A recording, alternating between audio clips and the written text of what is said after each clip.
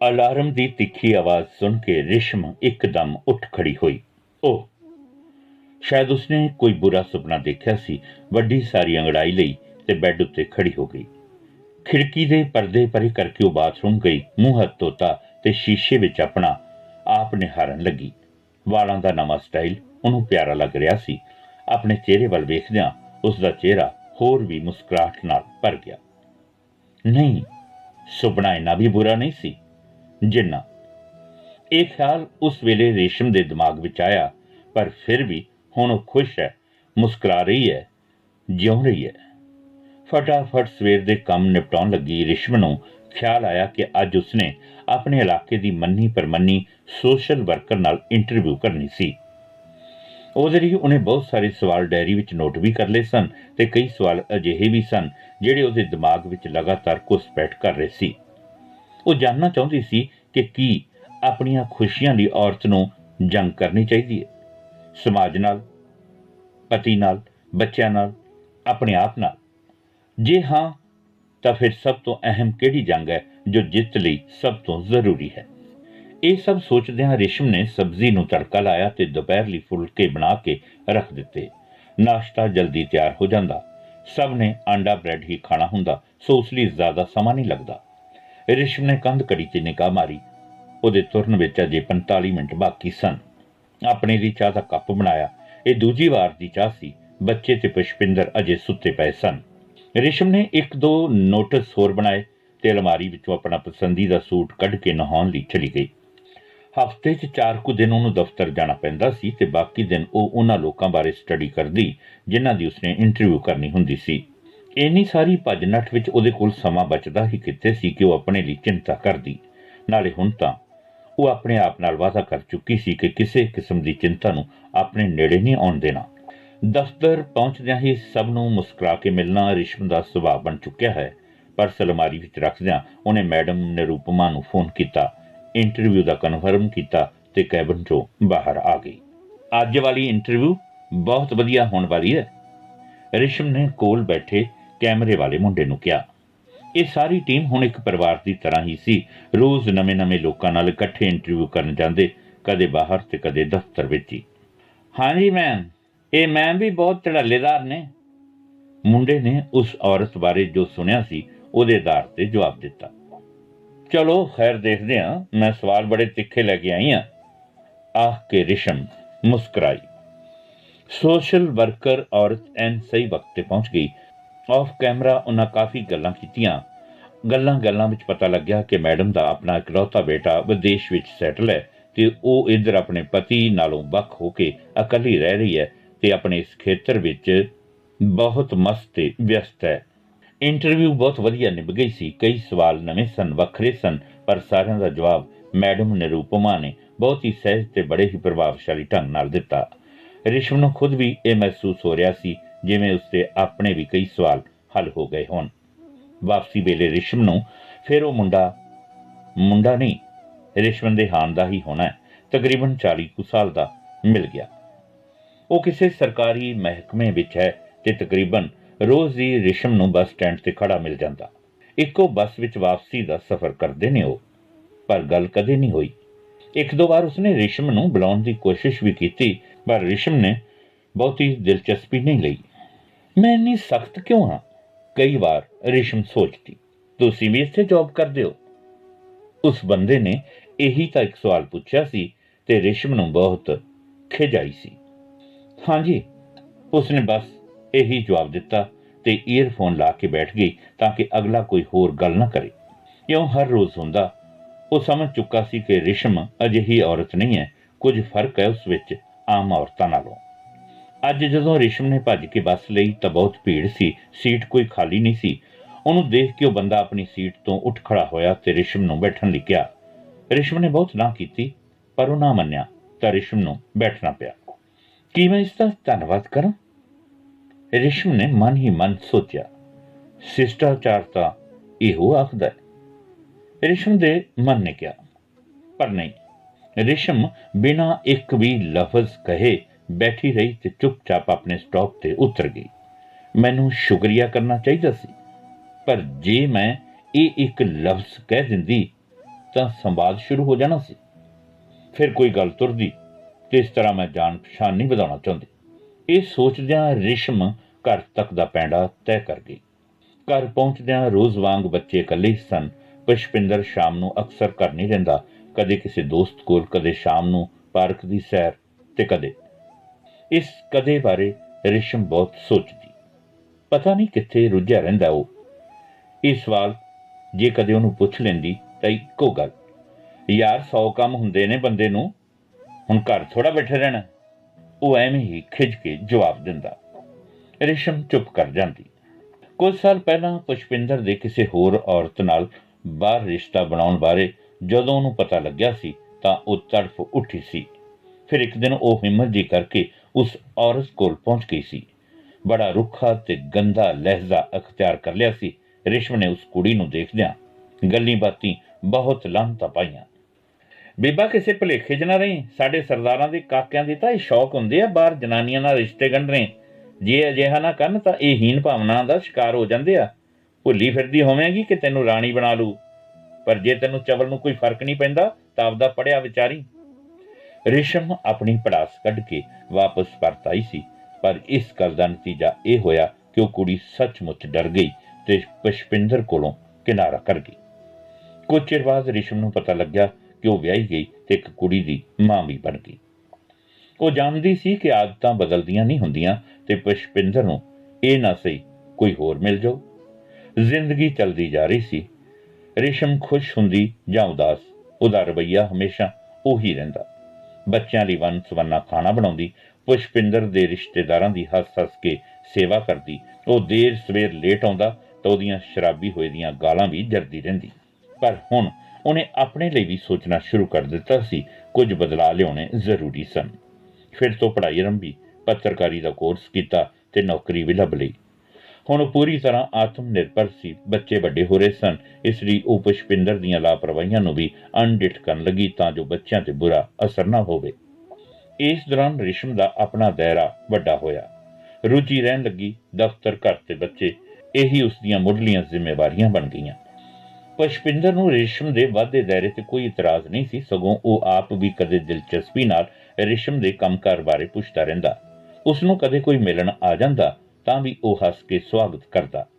ਇਸ ਸਭ ਦੇ ਦਰਮਿਆਨ ਹੀ ਰੇਸ਼ਮ ਨੂੰ ਪੁਸ਼ਪਿੰਦਰ ਦੇ ਤੌਰ ਤਰੀਕੇ ਜੇ ਬਦਲਦੇ ਲੱਗੇ। ਉਹ ਜ਼ਿਆਦਾ ਵਕਤ ਘਰ ਤੋਂ ਬਾਹਰ ਬਿਤਾਉਣ ਲੱਗਾ। ਜੇ ਘਰ ਹੁੰਦਾ ਤਾਂ ਫੋਨ ਤੇ ਰੁੱਝਿਆ ਰਹਿੰਦਾ, ਕਦੇ ਮੈਸੇਜ ਪੜ੍ਹ ਰਿਹਾ ਹੁੰਦਾ ਤੇ ਕਦੇ ਲਿਖ ਰਿਹਾ ਹੁੰਦਾ। ਰੇਸ਼ਮ ਸਮਝ ਗਈ ਸੀ ਕਿ ਕੁਝ ਤਾਂ ਹੈ ਜਿਸ ਦੀ ਉਸ ਨੂੰ ਸਮਝ ਨਹੀਂ ਲੱਗ ਰਹੀ। ਉਹ ਚੁੱਪਚਾਪ ਦੇਖਦੀ ਰਹਿੰਦੀ, ਕਦੇ ਕੁਝ ਨਾ ਪੁੱਛਦੀ। ਉਹਨੂੰ ਪਤਾ ਸੀ ਕਿ ਪੁੱਛਣ ਤੇ ਉਹ 100 ਬਹਾਨੇ ਬਣਾਏਗਾ। ਇਸ ਤਰ੍ਹਾਂ ਹੀ ਕਈ ਮਹੀਨੇ ਗੁਜ਼ਰ ਗਏ। ਰੇਸ਼ਮ ਨੇ ਇੱਕ ਦਿਨ ਮੌਕਾ ਜਿਹਾ ਦੇਖ ਕੇ ਉਹਦਾ ਫੋਨ ਚੁੱਕ ਲਿਆ ਤੇ WhatsApp ਸਕੈਨ ਕਰ ਲਿਆ। ਪੁਸ਼ਪਿੰਦਰ ਦੇ ਸਾਰੇ ਮੈਸੇਜ ਰੇਸ਼ਮ ਦੇ ਫੋਨ ਤੇ ਦਿਸਣ ਲੱਗੇ। ਉਸ ਦੇ ਅੰਦਰ ਇੱਕ ਤੂਫਾਨ ਆ ਗਿਆ। ਉਹ ਪਿਛਲੇ ਕਈ ਮਹੀਨਿਆਂ ਤੋਂ ਕਿਸੇ ਔਰਤ ਨਾਲ ਇਸ਼ਕ ਲੜਾ ਰਿਹਾ ਸੀ। ਦੋਹਾਂ ਦੇ ਹਜ਼ਾਰਾਂ ਮੈਸੇਜ ਉਸਨੇ ਪੜ੍ਹੇ। ਕਿੰਨੇ ਪਿਆਰ ਤੇ ਕਿੰਨੇ ਮੁਹੱਬਤੀ ਸ਼ਬਦਾਂ ਨਾਲ ਉਹ ਗੱਲਾਂ ਕਰ ਰਿਹਾ ਸੀ ਕਿਸੇ ਹੋਰ ਔਰਤ ਨਾਲ। ਰੇਸ਼ਮ ਦੀ ਸਹਿਨ ਸ਼ਕਤੀ ਖਤਮ ਹੋ ਰਹੀ ਸੀ। ਇੱਕ ਦਿਨ ਉਹਨੇ ਉਸ ਔਰਤ ਦਾ ਨੰਬਰ ਮਿਲਾਇਆ ਤੇ ਉਹਦੇ ਨਾਲ ਬਹੁਤ ਕੁੱਤੇਖਾਨੀ ਕੀਤੀ। ਉਹ ਗੈਰ ਔਰਤ ਸ਼ਾਦੀशुदा ਸੀ ਤੇ ਇੱਕ ਮੁੰਡੇ ਦੀ ਮਾਂ। ਰੇਸ਼ਮ ਦੇ ਗੁੱਸੇ ਤੋਂ ਡਰਦਿਆਂ ਉਹ ਅਗਲੇ ਦਿਨ ਹੀ ਉਹਦੇ ਘਰ ਉਹਨੂੰ ਮਿਲਣ ਆ ਗਈ। ਉਹਦਾ ਪਹਿਰਾਵਾ ਦੇਖ ਕੇ ਰੇਸ਼ਮ ਨੂੰ ਕਚਾਨ ਜੀ ਆਈ। ਫਸੀ ਜਿਹੀ ਜੀਨ ਪਾਈ ਤੇ ਲੰਬੇ ਲੰਬੇ ਨੋਹਾਂ ਤੇ ਗੂੜੇ ਰੰਗ ਦੀ ਪਾਲਿਸ਼ ਲਾਈ। ਉਹ ਔਰਤ ਰੇਸ਼ਮ ਦੇ ਸਾਹਮਣੇ ਸੋਫੇ ਤੇ ਬੈਠੀ ਸੀ। ਰੇਸ਼ਮ ਨੂੰ ਆਪਣਾ ਖਿਆਲ ਆਇਆ, ਜਿਸ ਬਾਰੇ ਪੁਸ਼ਪਿੰਦਰ ਅਕਸਰ ਆਖਿਆ ਕਰਦਾ ਸੀ ਕਿ ਤੂੰ ਸੋਬਰ ਸਿੰਪਲ ਜਿਹੀ ਹੀ ਬਹੁਤ ਪਿਆਰੀ ਲੱਗਦੀ ਹੈ। ਪਰ ਇਹ ਕੀ ਸੀ ਜਿਸ ਨਾਲ ਪੁਸ਼ਪਿੰਦਰ ਮਨਾ ਮੂੰਹੀ ਮੁਹੱਬਤ ਜਤਾ ਰਿਹਾ ਸੀ? ਉਹਦਾ ਸਾਦਗੀ ਦੇ ਨੇੜੇ ਤੇੜੇ ਵੀ ਨਹੀਂ ਸੀ। ਖੈਰ, ਰੇਸ਼ਮ ਨੇ ਭਰੀ ਪੀਤੀ ਨੇ ਦੋਵੇਂ ਆਸ਼ਕ ਆਪਣੇ ਸਾਹਮਣੇ ਬਿਠਾ ਲਏ ਤੇ ਜਿੰਨਾ ਜ਼ਲੀਲ ਕਰ ਸਕਦੀ ਸੀ ਕੀਤਾ। ਉਹ ਔਰਤ ਸਾਰਾ ਦੋਸ਼ ਪੁਸ਼ਪਿੰਦਰ ਦੇ ਸਿਰ ਮੜ ਰਹੀ ਸੀ ਕਿ ਇਹੀ ਉਹਨੂੰ ਫੋਨ ਕਰਨ, ਮੈਸੇਜ ਕਰਨ ਲਈ ਉਕਸਾਉਂਦਾ। ਮੇਰਾ ਮੈਸੇਜ ਆਏ ਬਿਨਾਂ ਚਾਹ ਦੀ ਘੁੱਟ ਨਹੀਂ ਪੀਂਦਾ। ਪੁਸ਼ਪਿੰਦਰ ਸਭ ਸੁਣ ਰਿਹਾ ਸੀ, ਚੁੱਪਚਾਪ। ਅੱਗੋਂ ਕਦੇ ਨਾ ਮਿਲਣ ਦਾ ਕਹਿ ਕੇ ਉਹ ਔਰਤ ਉੱਥੋਂ ਤੁਰਦੀ ਲੱਗੀ ਤਾਂ ਪੁਸ਼ਪਿੰਦਰ ਸਫਾਈਆਂ ਦੇਣ ਲੱਗਿਆ। ਮਾਫੀ ਵੀ ਮੰਗੀ ਤੇ ਇਹ ਵੀ ਕਿਹਾ ਕਿ ਗੱਲ ਉਨੀ ਵੱਡੀ ਨਹੀਂ ਸੀ ਜਿੰਨੀ ਉਹ ਸਮਝ ਰਹੀ ਹੈ। ਪਰ ਬੰਦਾ ਕਦੇ ਬੀਵੀ ਦਾ ਮਨ ਨਹੀਂ ਪੜ ਸਕਦਾ। ਉਹ ਨਹੀਂ ਸਮਝ ਸਕਦਾ ਕਿ ਔਰਤ ਲਈ ਕਿਹੜੀ ਗੱਲ ਵੱਡੀ ਹੁੰਦੀ ਹੈ। ਉਸ ਸਮੇਂ ਉਹ ਗੱਲ ਟਲ ਗਈ, ਪਰ ਰਿਸ਼ਮ ਅੰਦਰੋਂ ਬੁਰੀ ਤਰ੍ਹਾਂ ਟੁੱਟ ਗਈ। ਉਹਨੂੰ ਲੱਗਿਆ ਕਿ ਉਸਦੇ ਇੰਨੇ ਸਾਲਾਂ ਦੀ ਮਿਹਨਤ ਜੋ ਉਸਨੇ ਇਸ ਘਰ ਨੂੰ ਵਧੀਆ ਬਣਾਉਣ ਲਈ ਕੀਤੀ ਦਾ ਕੀ ਸਿਲਾ ਮਿਲਿਆ। ਉਹਦੀ ਵਫਾਦਾਰੀ, ਇਮਾਨਦਾਰੀ, ਸਮਝਦਾਰੀ ਸਭ ਖੂਹ ਵਿੱਚ ਪੈ ਗਈਆਂ। ਕਈ ਮਹੀਨੇ ਰੇਸ਼ਮ ਫਿਰ ਅਪਸੈਟ ਰਹੀ। ਉਸਨੂੰ ਪੂਰਾ ਯਕੀਨ ਸੀ ਕਿ ਇਹ ਬਾਹਰੀ ਰਿਸ਼ਤਾ ਅਜੇ ਵੀ ਚੱਲ ਰਿਹਾ ਸੀ, ਪਰ ਉਸਨੇ ਪੁਸ਼ਪਿੰਦਰ ਨਾਲ ਇਸ ਦਾ ਜ਼ਿਕਰ ਕਰਨਾ ਛੱਡ ਦਿੱਤਾ। ਕਦੇ-ਕਦੇ ਉਬਾਲ ਉੱਠਦਾ ਤਾਂ ਉਹ ਉਸ ਔਰਤ ਨੂੰ ਫੋਨ ਕਰਕੇ ਪੜਾਸ ਜ਼ਰੂਰ ਕੱਢ ਲੈਂਦੀ ਸੀ।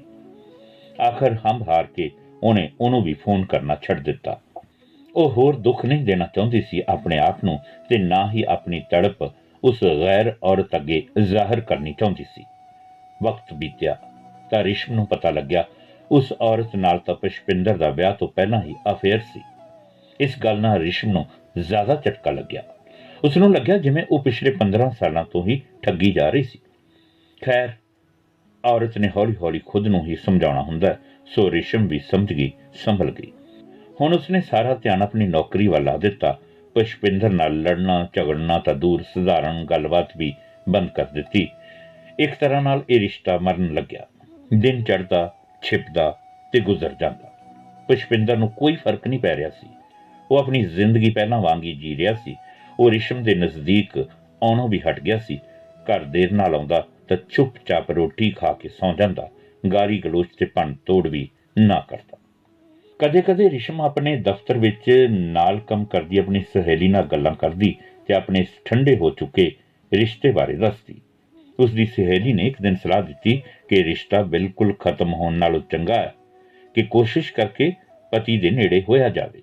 ਭਾਵੇਂ ਇਹ ਬਹੁਤ ਔਖਾ ਕਿ ਸਾਨੂੰ ਕੋਈ ਅਣਗੌਲਿਆਂ ਕਰੇ ਤੇ ਅਸੀਂ ਉਸ ਨਾਲ ਨੇੜਤਾ ਦਿਖਾਈਏ, ਪਰ ਔਰਤ ਅਜਿਹਾ ਬਹੁਤ ਕੁਝ ਕਰਦੀ ਹੈ ਆਪਣੇ ਪਤੀ ਨੂੰ ਆਪਣੇ ਨਾਲ ਜੋੜੀ ਰੱਖਣ ਲਈ, ਨਹੀਂ ਤਾਂ ਦੂਰ ਤਾਂ ਉਹ ਜਾ ਹੀ ਰਿਹਾ ਹੁੰਦਾ।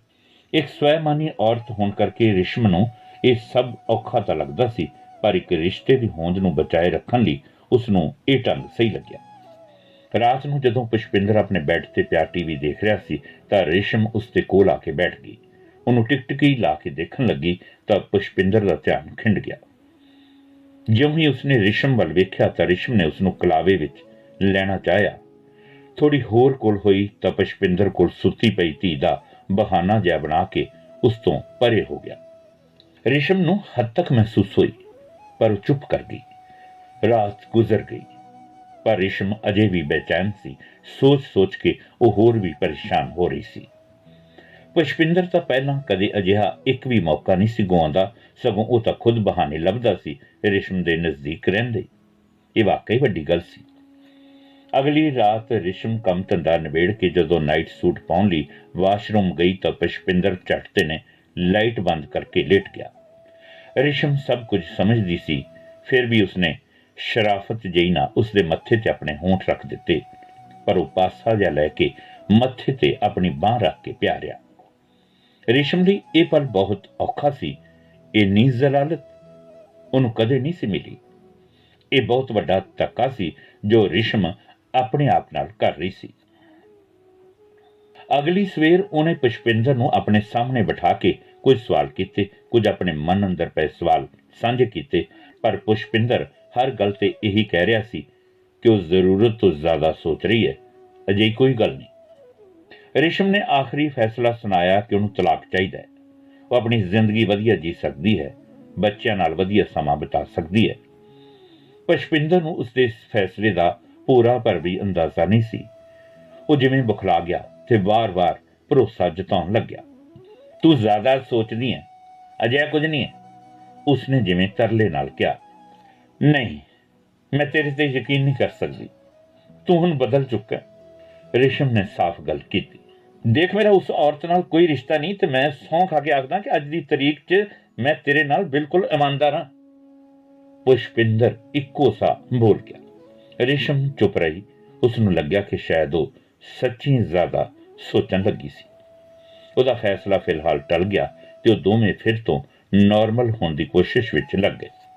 ਇਹ ਨਾਰਮਲ ਹੋਣਾ ਸਿਰਫ ਰਿਸ਼ਮ ਦੀ ਕੋਸ਼ਿਸ਼ ਸੀ, ਪਰ ਅੰਦਰੋਂ ਉਹ ਬਹੁਤ ਇਕੱਲਤਾ ਮਹਿਸੂਸ ਕਰਦੀ ਸੀ। ਉਹਨੂੰ ਲੱਗਦਾ ਜਿਵੇਂ ਉਹ ਇੱਕ ਨਿਰੀ ਮਸ਼ੀਨ ਹੈ ਜੋ ਸਵੇਰ ਤੋਂ ਲੈ ਕੇ ਰਾਤ ਤੱਕ ਲਗਾਤਾਰ ਚੱਲਦੀ ਹੈ, ਪਰ ਉਸ ਦੀ ਸਾਂਭ ਸੰਭਾਲ ਲਈ ਕੋਈ ਕੁਝ ਨਹੀਂ ਕਰ ਰਿਹਾ।